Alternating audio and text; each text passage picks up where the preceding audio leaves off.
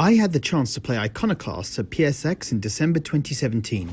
Just from playing that short demo of the game, I was so impressed. The action and movement of the main character just felt right. Having now played the full game on my Vita, I'm happy to report that it plays just as well on the Vita as that PS4 demo. And I was pleasantly surprised to find the story was so good that it turned out to be the best part of the game. You play as Robin, a mechanic living in a world controlled by the oppressive regime, the One Concern. The mysterious organization becomes interested in Robin after her father dies, and Robin takes up his mantle as a mechanic.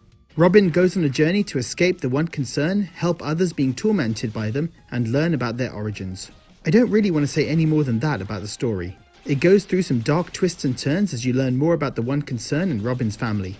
It's a story that should be played through rather than described. The dialogue is all in text, but despite this, the characters' personalities come through perfectly. Even Robin's personality, who speaks the least of all the key characters, shines through with her expressions and reactions to events. The villains are so well done. They're a good balance of characters that you dislike but also want to see more of. Agent Black in particular had such an interesting personality and backstory. The gameplay was also excellent. Some 2D platformers just have that perfect feel to movement, where the jump just feels natural. SteamWorld Dig 2 was a good example of this. And Iconoclasts has that same natural and intuitive feel to moving and jumping that makes it a joy to play. As you play the game, you acquire new weapons and abilities to help you unlock obstacles and defeat enemies. Obtaining a new ability and realizing how you use it to unlock previously inaccessible areas always felt good. To get to new areas, you have to solve puzzles and open doors. The puzzles were generally pretty easy. A couple had me wondering what I had to do for a bit, but after experimenting with the various abilities, I normally figured it out after not too long. The trickiest puzzles were normally for finding optional item crates. The combat, like the movement, felt great. Jumping around and launching grenades at enemies was a lot of fun. The developers said there are over 20 bosses in the game. I wasn't counting as I played, but it definitely felt like there was a lot of them.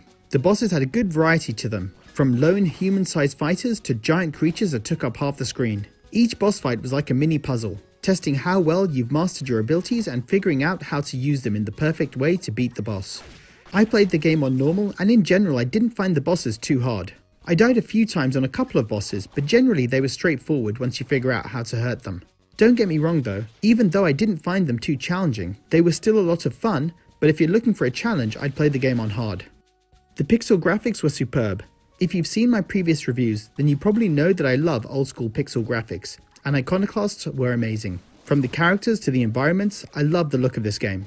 The music was also very good. The opening level starts off light and fun, but it grows darker at times to suit the mood of the story. Overall, I loved Iconoclasts. The well-delivered story was perfectly supported by amazing gameplay, level design, graphics and music.